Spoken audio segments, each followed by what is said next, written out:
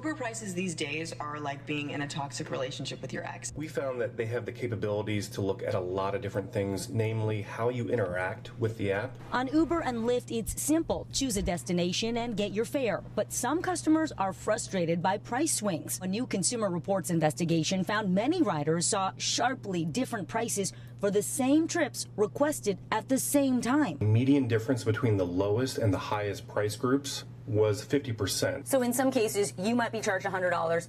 I'd be charged $50. That's right. Reporter Derek Kravitz says 174 volunteers across 18 states checked fares on hundreds of rides. In Austin, Texas, prices range from $25 to $65 for the same route ordered at the same time, a 160% difference. I'm gonna tell you, I had a crazy experience with Uber during, went to watch a FIFA game because, out here in Texas, there are a lot of, World Cup games going on. And man, my buddy was waiting for, we needed it to get back to our car. Well, I think it cost us maybe like $15 to Uber originally. And then when we were looking for Uber, we found one that was like $12, but then we had to cancel it because it was, no, I don't think we canceled it. When we went back to get a ride back to the car, Uber was $50. And I'm not talking, like we weren't even far. Like we ended up just walking to the car. No, we ended up walking halfway to the car and a lady asked us, hey, you guys need a ride? I was like, yeah, we were trying to, she was like, I do Uber, but the prices have spiked. And so we got in the car, just paid her, via Cash App. And, but yeah, when we got in the car, she was saying, yeah, just in the past hour, prices just spiked up $50, $60. And it was insane. And so they're doing this stuff. They're definitely doing unethical things with these pricing because we were able to find a Lyft, but the Lyft was like $7, but the Lyft driver couldn't find us, so we ended up having to walk.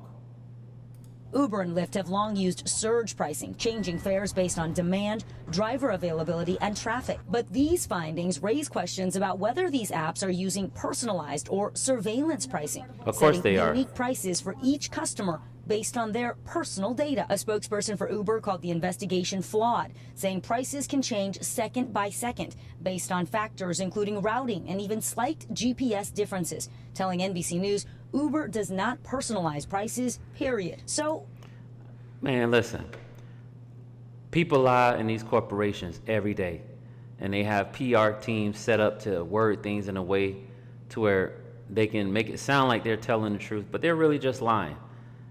Pricing surveillance has been going on in so many industries. It's been going on in grocery industry.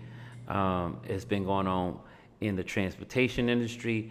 And then so many industry people do these unethical things to either increase profit margin, like the margins on products, like they can create demands and stuff. Like they organize movements in a sense to where it benefits the industry, to where they can get another price increase or increase the profit margins, or like this with Uber, raise the price. You know what I'm saying?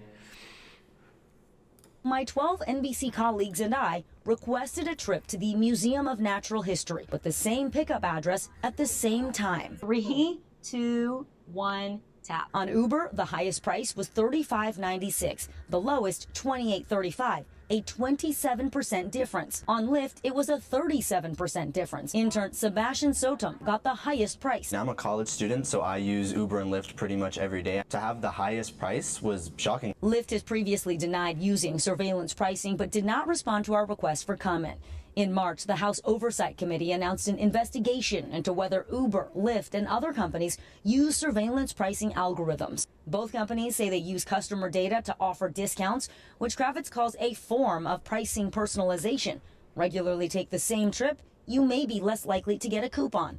But consumers have no way to know what's driving each fare. I'm not buying it. I'm not buying it Uber or Lyft at the end of the day. But I do my best to just drive. Like there are times where if I'm hanging out on the town or the weekend, me and my buddies are gonna hang out, we'll just get together and just drive. I mean, get an Uber, you know? But I have noticed that Uber can just be outrageous at times. Depending on what's going on, the price can just spike. So we'll compare Uber and Lyft. And I get it, like for convenience sake, sometimes you just don't want to drive because you're gonna have to drive and park. Like, cause if you hang out a lot of times, you not only have to drive, but then you have to find parking. That's another headache. And then if you don't find parking, you gotta park far away. And you have to leave your car in a place where you don't want to leave it, or you have to pay for parking, and the pricing for parking is astronomical. So it just becomes a problem. And I just think the lack of integrity with these corporations just make these kind of conversations exhausting, because even if Congress or the Senate, I can't remember who they said we're going to open up an investigation, they bring them in, they sit them down, they give them this public spanking, and those CEOs and CFOs and spokespersons for these corporations, they take their lick on the hand and they go back and continue doing what they're doing, if not more. So do I think they're doing it? Absolutely.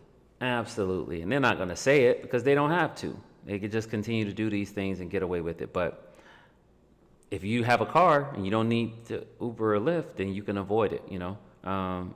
But yeah, y'all let me know what y'all think in the comment section. Like I said, I had that experience with Uber and that price surging, and I was just like, yo, this is pretty disgusting. I can actually walk. I don't mind walking. But when you're with other people, you have to be considerate because everybody don't want to walk. And it's not that they're not healthy, but sometimes, especially in this Texas heat, like you can get really sweaty walking during the day, and it was during the day. But I just thought $50 was just an absolute ripoff, and I wasn't standing for it, you know. And the good thing is they were cool with walking. End up catching a ride anyways, but yeah, they doing it. I'm a witness. But y'all let me know what y'all think in the comment section. Don't forget to connect with the brand online at www.there'shopebrand.com. If you haven't subscribed, please subscribe to the channel, and I'll catch you in the next video.